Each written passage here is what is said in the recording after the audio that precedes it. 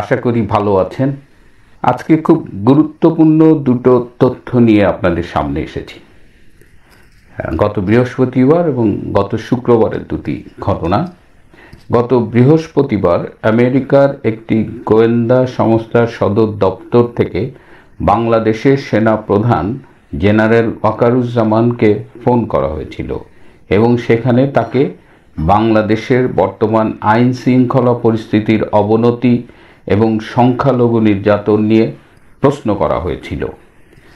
General Waker ঠিকমতো সেই সব প্রশ্নের ব্যাখ্যা বা উত্তর দিতে পারেননি, বরঞ্চ ফোনের পরে তিনি ছুটে গিয়েছিলেন প্রধান উপদেষ্টা ডক্টর ইউনূসের কাছে।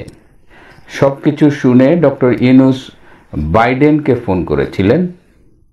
আমেরিকার প্রেসিডেন্ট বাইডেন ইউনূসকে সাফ জানিয়ে দিয়েছেন যে তিনি এখন বিদায়ী রাষ্ট্রপতি, বিদায়ের ক্ষণ গুনছেন। এখন তার আর আগের মতো তেমন কিছু করবার নেই।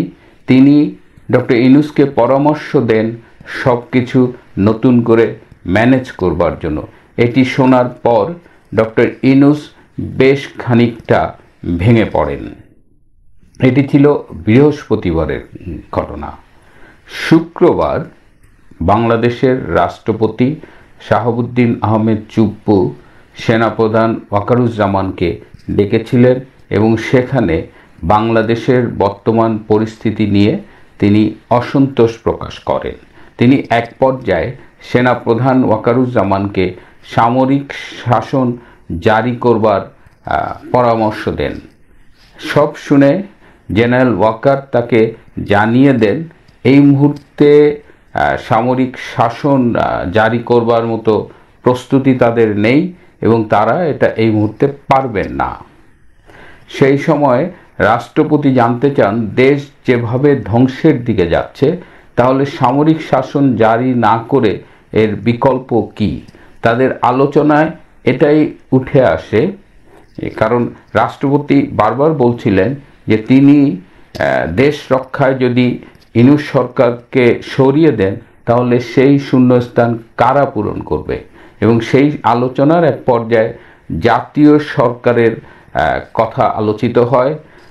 তার মানে দাঁড়াচ্ছে দেশে সামরিক শাসনের কথা আমরা অনেক দিন ধরেই শুনছি, আজ আসে কাল আসেনি এবং বাস্তবতা হলো যে জেনারেল ওয়াকার সামরিক শাসন জারি করবার মতো অবস্থায় নেই। তো সেই অবস্থায় আরেকটি বিকল্প নিয়ে আজকাল আলোচনা হচ্ছে যে একটি জাতীয় সরকার গঠন করে সেই সরকারের নেতৃত্বে আগামীতে একটি সব দলের অংশগ্রহণে জাতীয় সংসদ নির্বাচন আয়োজন করা এবং সেই জাতীয় সরকারে বাংলাদেশের বড় সব রাজনৈতিক দল যেমন আওয়ামী লীগ, বিএনপি সহ অন্যরা থাকবেন এবং জাতীয় সরকার এলে ইউনূস সরকারকে এই তাদের ক্ষমতা থেকে সরিয়ে দেওয়া হবে। এই দুটো তথ্যই খুব নির্ভরযোগ্য সূত্রে পাওয়া। সুতরাং বাংলাদেশের বর্তমান যে অবস্থা, বর্তমানে ডক্টর ইউনূসের চরম ব্যর্থতার মুখে জাতীয় এবং আন্তর্জাতিক পর্যায়ে একটি সম্ভাব্য জাতীয় সরকার নিয়ে আলোচনা হচ্ছে এবং এই জাতীয় সরকারটি সম্ভবত এমনও হতে পারে যে সংসদ যে দিকে অবৈধভাবে ভেঙে দেওয়া হয়েছে সেই সংসদের মাধ্যমেও জাতীয় সরকার প্রভিশনটা আনা হতে পারে, অথবা অন্য কোনো উপায়ে রাষ্ট্রপতির মাধ্যমে জাতীয় সরকার গঠন হতে পারে। যাই হোক, এই জাতীয় সরকারই আগামীতে 6 মাস বা 1 বছরের মধ্যে বাংলাদেশে একটি সুষ্ঠু এবং নিরপেক্ষ নির্বাচন অনুষ্ঠান করবেন। প্রিয় দর্শক, আজ এ পর্যন্তই।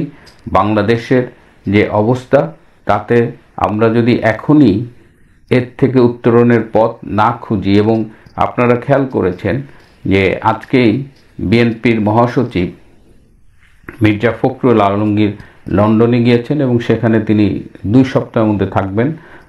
বিএনপির সিনিয়র ভাইস চেয়ারম্যান তারেক রহমানের সাথে তার দেখা হবে এবং সেখানে অনেক আলোচনার মধ্যে এই জাতীয় সরকার ইস্যুটা নিয়েও কিন্তু একটা আলোচনা হবে।